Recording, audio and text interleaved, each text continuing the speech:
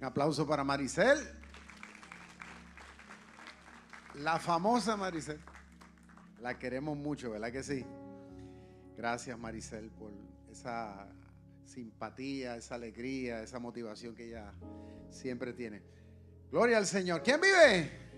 Y a su nombre sea la gloria por siempre y para siempre. Mira a tu lado y saluda al que está al lado, al que está atrás, al que está al frente. Hágala así. Dígale, welcome. Saludos cordiales para todos los que están a través de las redes sociales. Estamos en vivo y a todo color desde la iglesia Rey de Reyes. Una iglesia para toda la familia, for all the family. Aquí cabe todo el mundo, menos el perro y el gato, por cierto. Bueno, definitivamente que damos gracias a Dios por cada detalle. Hay que dar gracias por lo bueno y por lo menos bueno, por no decir lo malo, ¿verdad que sí? Porque dice la Biblia que todo obra para bien. Diga conmigo, todo obra para bien en la vida de los que amamos a Dios, ¿verdad? Vamos a estar en pie y vamos a orar. Señor, en esta preciosa mañana de hoy domingo, te damos las más expresivas gracias por darnos, Padre mío, el sagrado privilegio de la vida, por permitirnos estar en familia, por nuestro país. Gracias, Señor, por cada detalle. Aún por los momentos difíciles, gracias porque sabemos que hay algo que tú estás haciendo, Señor. Porque si tú controlas el universo, no hay duda de que también controla nuestras vidas. Señor, porque tú nos llevas de la mano como un padre va llevando un hijo. Señor, disipa los aires. Si hay alguna malicia, algún demonio que pueda estar oprimiendo o trayendo algún sentimiento contrario a la vida de algunos de los que están presentes aquí o aún de los que están en los hogares, en distintos lugares, los reprendo en el nombre de Jesucristo. Señor, y que tu Espíritu Santo tome el control absoluto y que tu palabra fluya como un río caudaloso. En el nombre de Jesús. Amén. Pueden sentarse. En el día de hoy vamos a estar hablando bajo un tema bien importante. Y lo vamos a ver por ahí en pantalla. Y se titula Sin compasión no hay religión. Diga conmigo, sin compasión, pero dígalo fuerte, sin compasión no hay religión. Ahora mira el que está a tu lado cariñosamente y dile, sin compasión no hay religión. Es más, díselo en inglés, without compassion there is no religion. Pero hazle así con el dedito, ¿no? No hay religión, there is no religion. There has to be compassion. Tiene que haber compasión. Ahora, meditando y pensando yo en este tema que vamos a ir desarrollando ya mismo, puede ser que de aquí nos vayamos a las 5 de la tarde. No tanto. 4:30 dice Iván. Este es más malo que yo. Pensaba yo en que, óigame, esto es como cuando usted está cocinando, se usan muchos ingredientes, ¿cierto o no? Porque usted no tira para hacer un arroz ahí como que solo, ¿no? Usted le echa también, tiene que echarle un poquito de ¿qué? De sal, ¿cierto o no? Porque si no sabe qué, como dicen los viejos, sabrío, no tiene sabor. Te tiene que echarle aunque sea una pizca de sal. Y tiene que echarle ¿qué también? Aceite. Óyeme, eso no me diga que aquí hay poca gente que cocina. Uno de los ingredientes, por lo menos el arroz blanco, usted tiene que echarle, claro está el agua, sí, porque si no hay agua, ya te sabe. Tiene que echarle su agua, aceite y tiene que echarle su piquita de sal, al gusto. Lo cierto es que en la vida, cuando se cocina, pues se utilizan distintos ingredientes. Y en el mundo, pues hay una infinidad de religiones, hermano, pero infinidad de religiones. Como ya yo les he dicho antes, muchísimas, muchísimas. Entonces, unos enfatizan en unas cosas y otros como que enfatizan en otras cosas. ¿Usted no se da cuenta? Unos te enfatizan en los estereotipos, otros te enfatizan en que pues tú tienes que leer mucho la palabra. Hey, que conste, yo no estoy criticando eso hay que hacerlo. Pero unos le hacen un énfasis, podríamos decir, sobrehumano, ¿no? Y otros le hacen un énfasis a la oración y al ayuno. Hay que orar, hay que estar ayunando. Hey, no lo critico, está bien, hay que hacerlo. Pero hay gente como que ese es su fuerte, ¿no? Y así sucesivamente otros con tradiciones, costumbres y distintas cosas.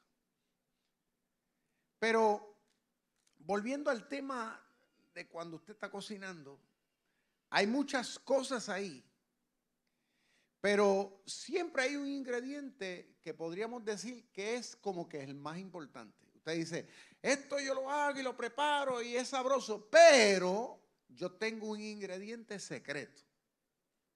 Y la gente siente en pride, siente en orgullo de decir, yo tengo un ingrediente secreto cuando estoy haciendo tal cosa. Porque usted sabe que eso es lo que le da el punto. ¿Sabe qué? Escuchen esto. Aunque en el mundo hay muchísimas religiones y aunque lo que dicen y hacen hasta cierto punto podríamos decir está bien. Pero, ahí es donde viene el pero aquí ahora. Pero, si no hay compasión, escuche, si no hay compasión en esa organización religiosa, en esos líderes religiosos, si no hay compasión, escuchen bien lo que voy a decir, esto sonará fuerte, pero es así, y lo vamos a ver a través del texto bíblico. Todo es una falsa y todo es una hipocresía. Porque usted no puede decir, yo sé mucha Biblia, o yo oro mucho, y usted me dice a mí, y usted me demuestra que no tiene compasión, pues hay un problema. Hay un problema. Cuando vamos a ver la definición de lo que significa compasión, a mí me gusta siempre buscar esto en el diccionario, porque a veces nosotros como seres humanos asumimos que conocemos las definiciones de cosas y deducimos, sí, eso significa esto, pero cuando vamos al diccionario nos damos cuenta que hay un significado mucho más profundo, más amplio. Y buscando yo, el diccionario define la palabra compasión de esta manera. Dice, la compasión permite la bondad. Cuando hay compasión, permite la bondad, o sea, permite que nosotros seamos buenos. Nadie puede ser bueno activamente hacia el mundo, hacia otras personas, si primero no existe la compasión. Dice, la compasión permite la bondad, la cual es crucial para mantener y construir relaciones sociales y desarrollar una conciencia social. O sea, nadie puede estar activo en darle la mano al prójimo como se debería de hacer, a menos que no tenga compasión. Dice más, y la compasión está estrechamente relacionada con la empatía, que es sentir por otro. La compasión es el deseo de actuar para evitar el sufrimiento de otras personas. Eso es compasión. Volvemos. Muchos, por lo menos yo que he conocido en mis 45 años, ¿verdad?, en el Evangelio, tanto en el cristianismo como en otras organizaciones religiosas, yo he visto muchas personas que aunque dicen unas cosas, escuche bien, y se identifican con unas cosas, pero a la hora de la verdad, en demostrar esto que está aquí, compasión, en demostrarlo, como ya vamos a ver que Jesucristo lo dijo y lo enseñó, pues muchos no lo hacen.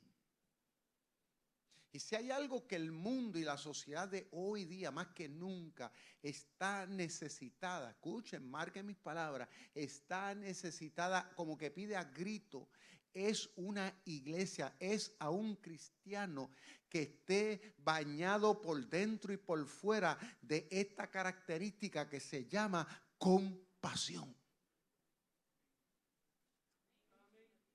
¿Okay? Yo le voy a relatar ahora una historia.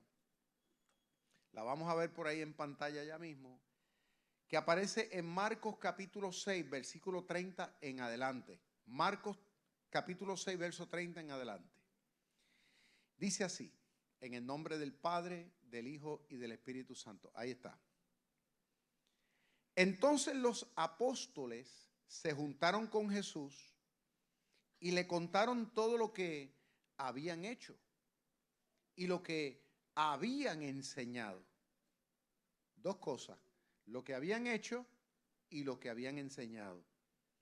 Entonces Jesús les dijo, venid vosotros aparte a un lugar desierto y descansad un poco. Porque eran muchos los que iban y venían, de manera que ni aún tenían tiempo para comer. Y se fueron solos en una barca a un lugar desierto, pero muchos los vieron ir y les reconocieron. Y muchos fueron allá a pie desde las ciudades y llegaron antes que ellos y se juntaron a él. Y salió Jesús y vio una gran multitud. Aquí está la médula del mensaje de hoy. Y tuvo compasión de ellos. ¿Lo dice o no lo dice? Y tuvo compasión de ellos. Porque eran como ovejas que no tenían pastor. Y comenzó a enseñarle muchas cosas.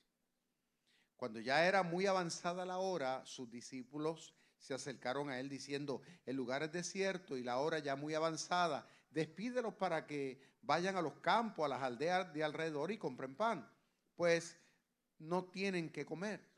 Respondiendo Jesús les dijo, dale vosotros de comer. Dale vosotros de comer. Estamos hablando, son más de 5,000 personas las que hay allí. Y Jesús le está diciendo a los apóstoles, ¿por qué no le dan ustedes de comer? Ellos le dijeron, que vayamos y compremos pan para 200, por 200 denarios y le demos de comer. Ellos le preguntaron. Están tratando de racionalizar con Jesús. Entonces Jesús le dijo, ¿cuántos panes tenéis? O sea, ¿qué es lo que hay? Y di verlo. Y al saberlo le dijeron 5 panes y 2 peces. ¿Qué mucho había? 5 panes y 2 peces. Y le mandó que hicieran recostar a todos por grupos sobre la hierba verde. Mire la estrategia que asumió Jesús. Hizo que recostaran a la gente sobre la hierba verde y se recostaron por grupo. Eso quiere decir que Jesús es bien organizado, ¿sabes? De 100 en 100 y de 50 en 50. Entonces tomó los 5 panes y los 2 peces, levantando los ojos al cielo, bendijo y partió los panes y dio a sus discípulos para que lo pusiesen delante y repartió a todos los 2 peces entre todos y comieron todos y se saciaron y recogieron de los pedazos 12 canastas o cestas llenas de lo que sobró de los peces, y los que comieron eran 5,000 hombres, eso sin contar las mujeres y los niños. ¿Okay? Diga conmigo, sin compasión no hay religión. Ahora, si usted estuvo atento a la lectura, hay algo que al principio se hace notar, y es que los 12 discípulos habían acabado de venir de una gran misión que Jesús le había encomendado. Cuando usted lee los capítulos anteriores, como parte de la formación de estos hombres, porque acuérdense, Jesús los estaba preparando a ellos para que le dieran seguimiento al ministerio. Jesús tenía que ir a la cruz del Calvario, Jesús tenía que morir por nosotros los pecadores, Jesús tenía que hacerlo. Hello. Jesús tenía que hacerlo. Era parte de su misión. Jesús tenía que ser enterrado y tenía que resucitar, tenía que ascender para ahora estar a la diestra del Padre intercediendo por nosotros los pecadores. Amén. Eso se tenía que dar. Pero Jesús a estos hombres que había escogido los estaba preparando, estaba procurando de que ellos aprendieran sus enseñanzas de manera que ellos pudieran a su vez hacer lo mismo en beneficio de la gente y de los pueblos, igual que él lo estaba haciendo. Previamente a ese incidente de la multiplicación de los panes, Jesús los había enviado por todo Israel, al norte, sur, este y oeste, y le había dado la encomienda, escuche bien, de irle a la gente a predicar, o sea, a enseñarle a la gente que Dios no está muerto, que Dios está vivo y que Dios se interesa por los seres humanos y que Dios ahora hace un llamado a todos los seres vivos a que se unan a su bendito reino, un reino que está aquí y que estará en la eternidad. ¿Cuántos adoran a Dios? Ahora, a través de Cristo, se hace un llamado al arrepentimiento, al perdón, a ser parte de este gran pueblo que no va a morir, a un pueblo que va a vivir para siempre. En otras palabras, Jesús los envió con un mensaje de fe y con un mensaje de esperanza. Es lo mismo que estamos haciendo hoy día. Ahora, estos hombres fueron con esa encomienda y comenzaron a predicar. Pero no tan solamente a predicar, sino también Jesús los empoderó, le dio autoridad sobre los demonios y sobre las enfermedades. O sea, cuando ellos llegaban a estos pueblos y se encontraban con esta gente poseída, con esta gente atormentada por todo tipo de problemas, no tan solamente ellos le hablaban acerca de Dios y del reino de Dios, del amor de Dios, sino también que atacaban los problemas que tenían las familias, que tenían los seres humanos, los hacían libres, no tan solamente espiritualmente, sino también física y espiritualmente. ¿Cuánto tiempo duró esa campaña? No es claro ahí. Pudo haber, yo asumo, ponle, que hubiera durado 2 semanas, que ellos estuvieron predicando, porque Jesús los envió y salieron de 2 en 2 por distintas ciudades. O sea, ellos revolucionaron el país en ese entonces, porque dice que provocaron muchos milagros. Ellos llegaron tan y tan y tan pompeados, tan contentos, que comenzaron a decirle a Jesús, Jesús, muchachos, los demonios cuando nos veían echaban patitas a correr, se sacudían y la gente quedaba libre, los enfermos eran sanos, la gente recibía de buena gana el evangelio. O sea, ellos le estaban comunicando a Jesús los resultados. Había un entusiasmo brutal, como decimos acá. Y Jesús los está escuchando, bien contento, como quien dice, están aprendiendo. Eso es lo que yo quiero que ustedes hagan. Alaba lo que él vive. ¿Cuántos dicen amén? Amén? Esa es la actitud de Jesús. Eso es lo que yo quiero que ustedes aprendan y que le den continuidad. Que era lo que Jesús estaba haciendo. ¿Escuchó? Era lo que Jesús estaba haciendo. Había una interacción con la gente, con los pueblos. Ahora, si se fijaron, cuando Jesús se da cuenta que estos hombres estaban un poquito cansados, Jesús se da cuenta de que ellos estaban físicamente extenuados, porque inclusive dice que no habían podido ni aún comer de estar atendiendo a las necesidades de la gente. Y Jesús le dice, ¿sabes qué? Me imagino que le dijo a Pedro Guillao, Pedro, alístate la yolita esa que nos vamos para Punta Cana. Y nos vamos para un hotel de esos de 5 estrellas con todo incluido, alaba lo que él vive.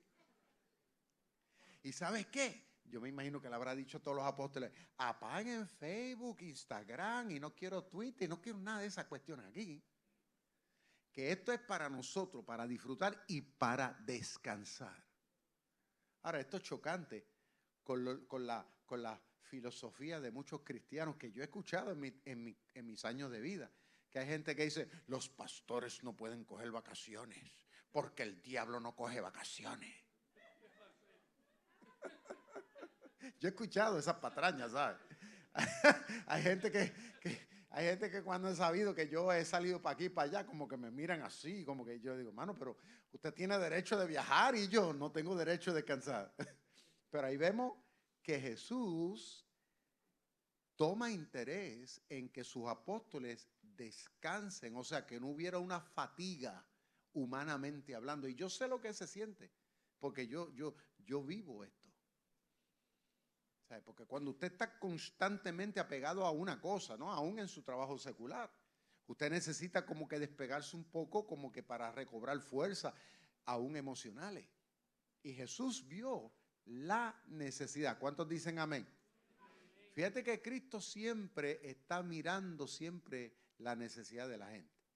Y Jesús vio una necesidad, o sea, tuvo compasión para sus apóstoles. Qué lindo cuando uno se encuentra con una iglesia que aprende a tener compasión con sus líderes, alaba lo que él vive. Ahora bien,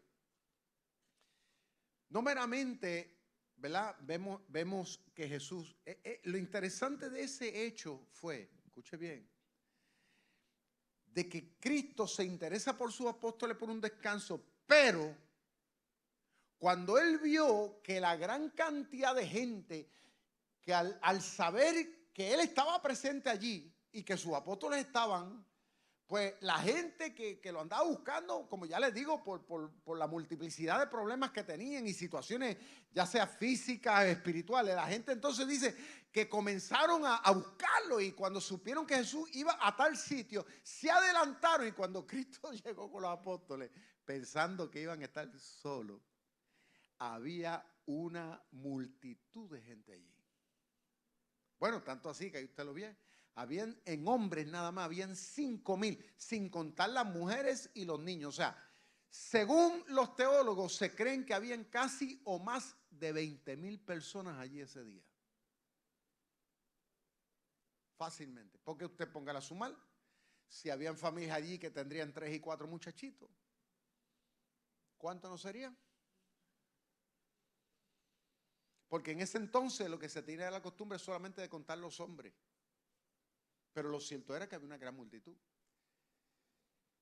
Pero lo interesante del caso es que cuando Cristo ya está decidido que van de vacaciones, que van a descansar, pero cuando Cristo ve lo necesario que Él era y lo necesario que eran ellos, los apóstoles, Jesús le puso un hold a sus vacaciones. Yo he vivido eso. A veces hay gente que no entiende el llamado que uno tiene o lo necesario que somos nosotros. Hay gente dentro de las iglesias que a veces no entienden eso. Gente que a veces quieren aspirar a ser pastores o quieren aspirar a ser un gran siervo o una gran sierva del Señor, representar los intereses de Dios en el mundo, pero desde una perspectiva equivocada, porque no se dan cuenta que lo más importante aquí es acuñar ese sentido de compasión para los pueblos y para las naciones. Porque esto no se trata meramente de aprender a predicar. Esto no se trata meramente de aprender lo que es la teología. Esto no se trata meramente de aprender a cómo tocar un instrumento o tener una gran voz para cantar. Esto se trata de que verdaderamente haya un sentido en usted, que usted aprenda a cultivar ese sentimiento de compasión, de sentir el problema y la necesidad que tienen otros. Porque eso te va a impulsar más allá. Eso no te va a llevar a darte por vencido. Eso no te va a llevar a estar cómodo o demasiado cómodo. ¿Usted me entiende? O estar alejado de la necesidad de la gente. Una de las cosas que yo he vivido y todavía la vivo hasta el día de hoy es que mi teléfono siempre está disponible para la gente. Yo no soy persona de vivir alejado de la gente. Yo soy de los pastores que me gusta oler a oveja. Alaba lo que él vive. Me gusta estar entre la gente. Y me gusta identificarme con los problemas de la gente. ¿Por qué? Porque para eso Dios nos ha puesto en esta sociedad. Porque volvemos, si no hay compasión, no existe una verdadera religión. Y eso lo enseña en el libro de Santiago. Cuando no hay un sentido de querer ayudar a los huérfanos, a la viuda, dice, la religión del tal es vana. Porque es pura palabra, nada más. Pero vemos aquí que nuestro Señor Jesucristo, o sea, el comandante en jefe de todos nosotros aquí, de la religión cristiana verdadera, dice que estuvo dispuesto a poner en hold por un momento por querer atender a estos seres humanos. Hay momentos dados en la vida, escúchenme bien mis hermanos, que tú y yo a veces tenemos una sola oportunidad para atender a la gente. No existe tal vez otra. Yo me he topado con gente así. Gente que a veces están pasando por una gran depresión, que no hay tiempo para decirle ven mañana o ven la semana que viene. ¿Por qué? Porque puede ser que si yo no los atiendo al momento, el diablo, que está más que dispuesto, ¿sabes qué? Va a tratar de ahondarlos más en su problema, y cuando vengo a darme cuenta, se han quitado la vida.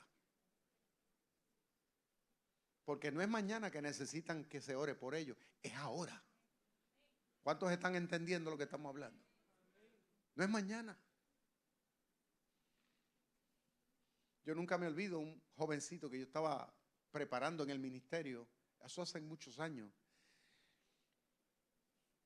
y lo llevé al seminario con las de prepararlo, ¿no? Y tuviera todas las herramientas necesarias.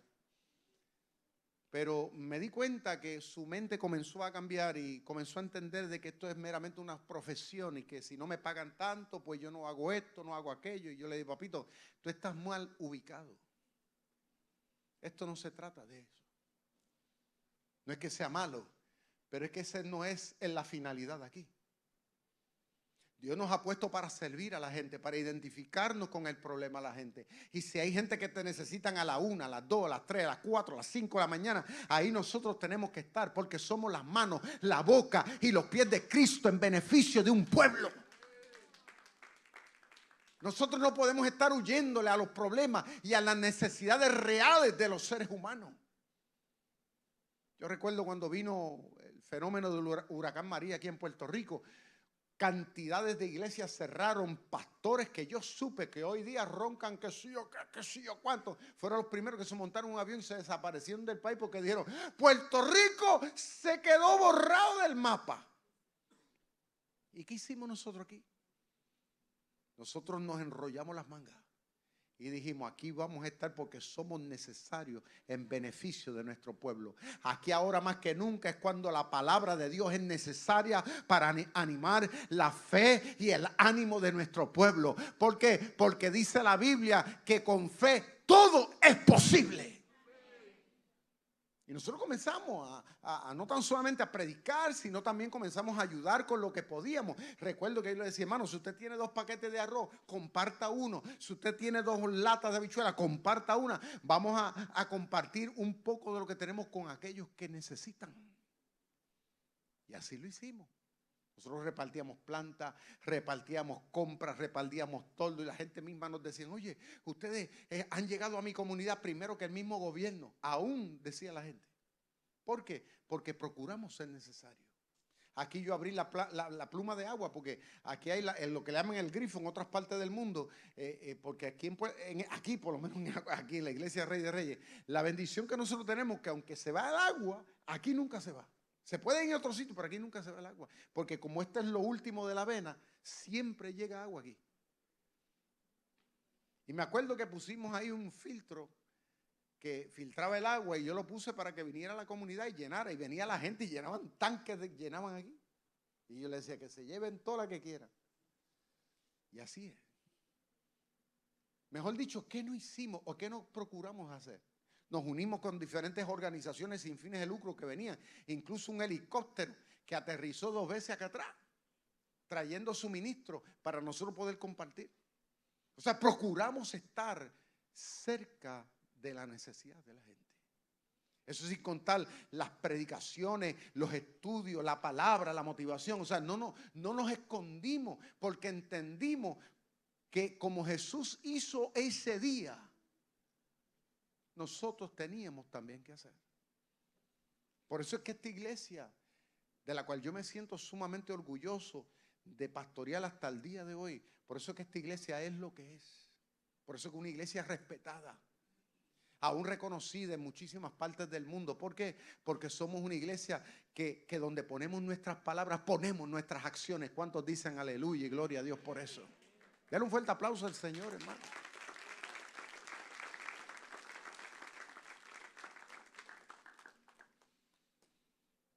Jesús, cuando dice que Él puso en hold sus vacaciones, dice que inmediatamente el Señor se dio cuenta de que la gente estaban como ovejas que no tenían pastor. O sea, los vio en un total abandono a los seres humanos de su tiempo.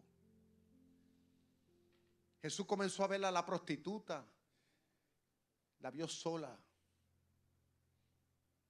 la vio que se sumía en su soledad.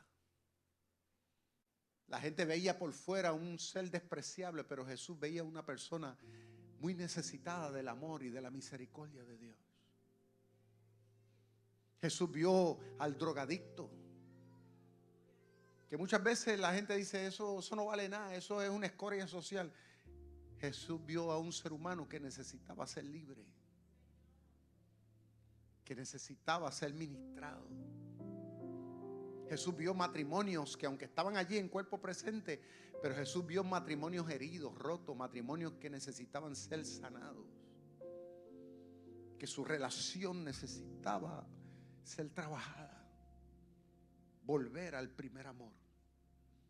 Jesús vio jóvenes descarriados, jóvenes que no tenían un sentido de dirección en la vida, y Jesús se dio cuenta de que Él no podía irse de vacaciones y dejar esa juventud así,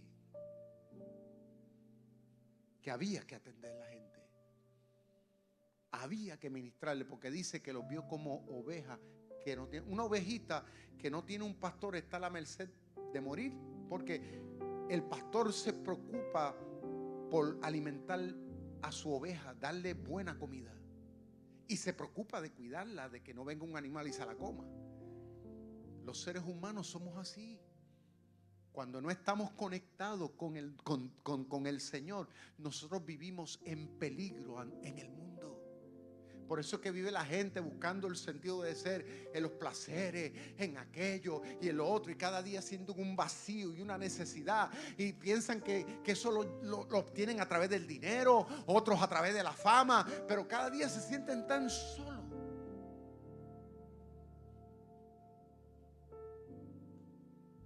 Y eso el Señor lo vio ese día, como todavía lo está viendo en la vida de mucha gente, de los que están aquí y aún de los que nos están viendo. Jesús lo ve. Y la iglesia que es relevante, la iglesia que es importante, es aquella que preocupa o se procura tener la misma visión que tuvo Jesús. Nosotros aquí o en cualquier iglesia del mundo podemos embellecer el templo, eso está bien. Podemos orar más, podemos preocuparnos por educarnos más. Todo eso es importante y está bien. Pero hay algo que nunca podemos perder, porque es el ingrediente que le da el sabor a lo que hacemos aquí, y se llama la compasión.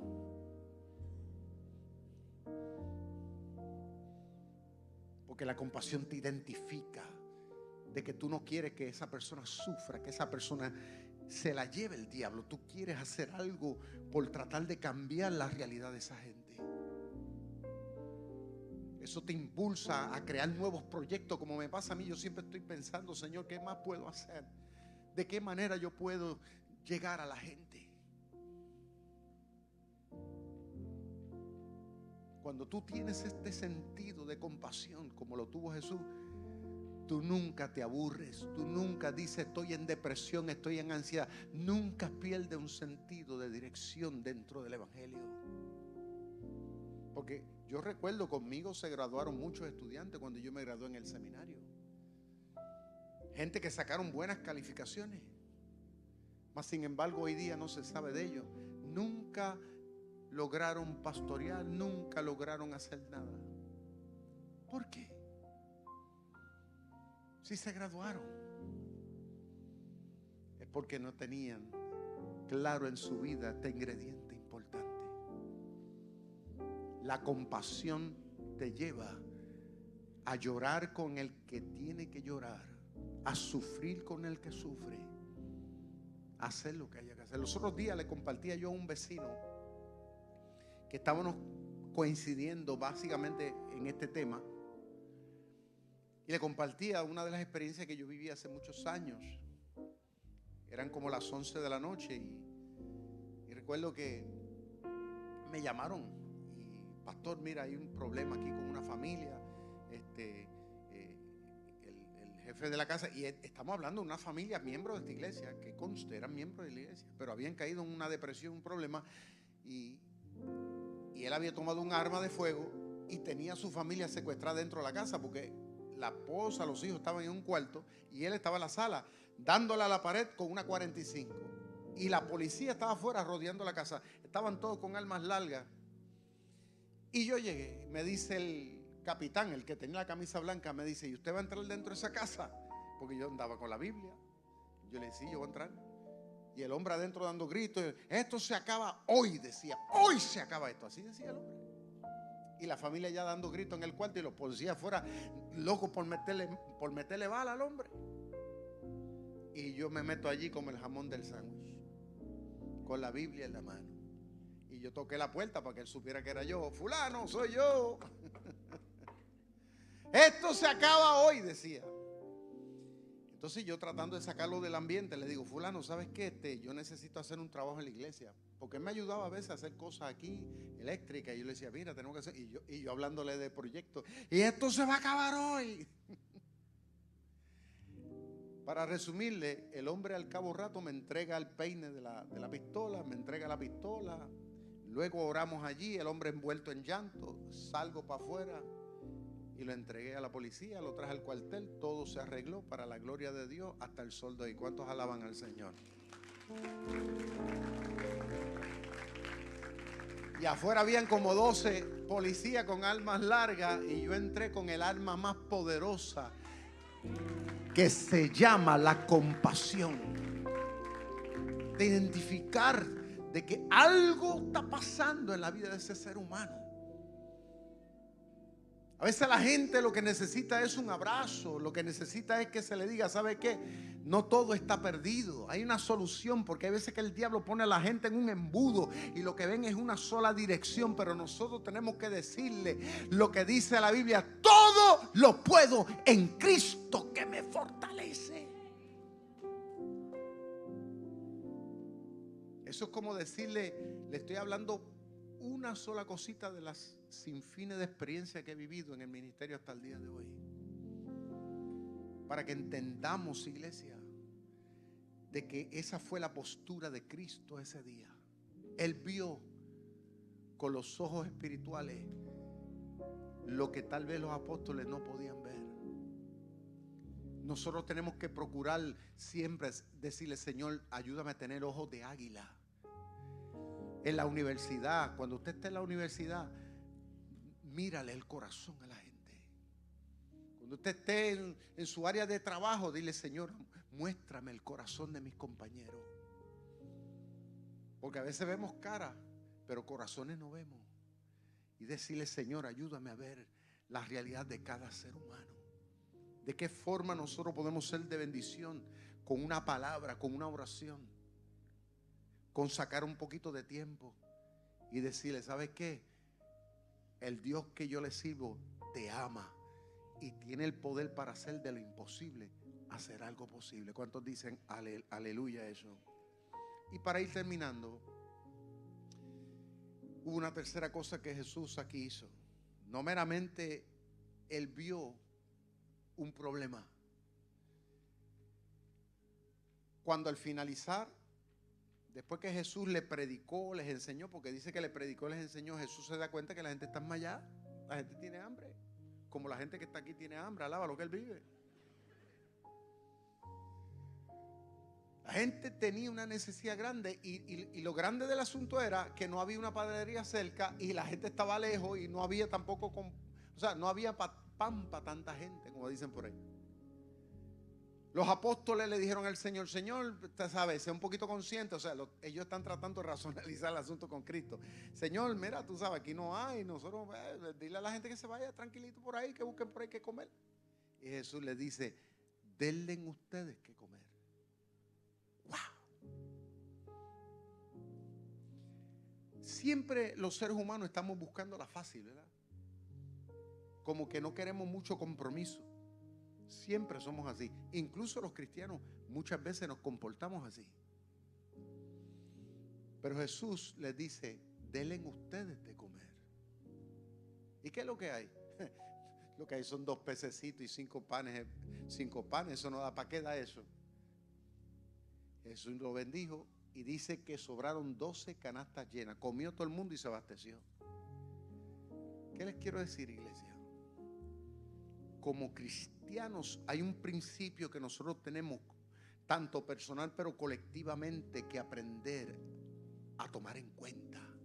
Que no importa cuán grandes sean los desafíos a los cuales socialmente nosotros nos encontremos, escúchenme bien, nosotros siempre tenemos que tener la disposición de parte de Dios de hacer la diferencia. Cuando el gobierno dice no se puede, la iglesia tenemos que decir sí se puede. Cuando las organizaciones sociales no encuentran cómo resolver, nosotros tenemos que estar siempre dispuestos y disponibles hasta donde Dios nos ayude a poder hacer la diferencia, porque para eso Dios nos ha puesto. Escúchame bien, la Biblia dice: camina, camina, que Dios nos va a suplir. Dios de alguna forma va a abrir las puertas. Hasta el día de hoy, a niveles internacionales, nosotros hemos hecho clínicas médicas que usted me pregunta cómo. A veces yo ni sé, pero se han hecho. Que hemos atendido en 3 días más de 3,000 a 4,000 personas. Le hemos dado medicamentos gratis. ¿Sabe por qué? Porque hay un deseo, hay un anhelo de querer sembrar, aleluya, un granito en el corazón de los seres humanos. Cuando hay voluntad,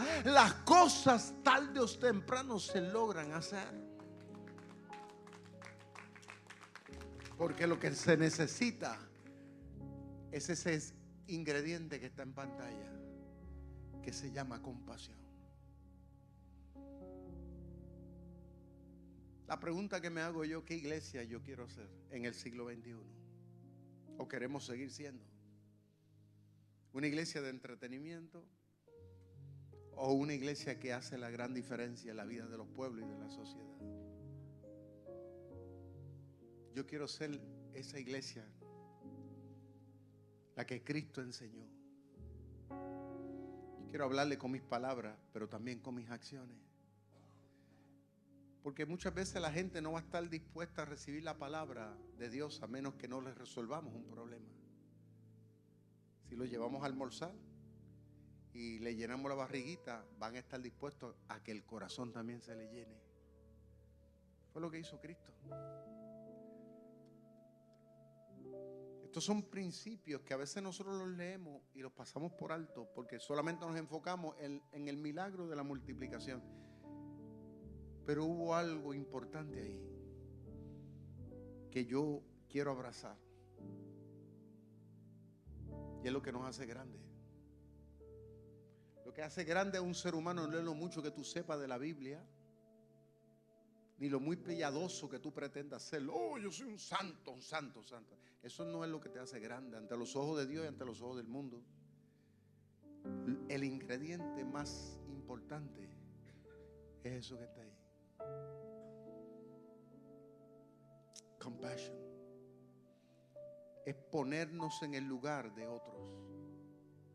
Esa es la iglesia que Cristo quiere. Vamos a estar en pie, por favor. Quiero orar por ustedes.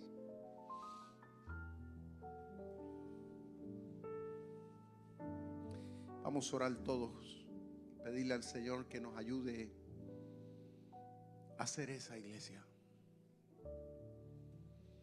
Amigo, tú que estás aquí visitándonos, quiero decirte que has llegado al mejor lugar. Porque nosotros no queremos jugar a ser iglesia. Nosotros queremos mostrarte el amor de Dios. Y lo queremos hacer verdaderamente. Padre, en el nombre de Jesús, gracias por esta palabra y gracias por habernos permitido estar en este lugar en el día de hoy. Gracias por esta gran enseñanza, por este principio tan importante. Señor, ayúdanos, Padre mío, a preñarnos de Él el corazón.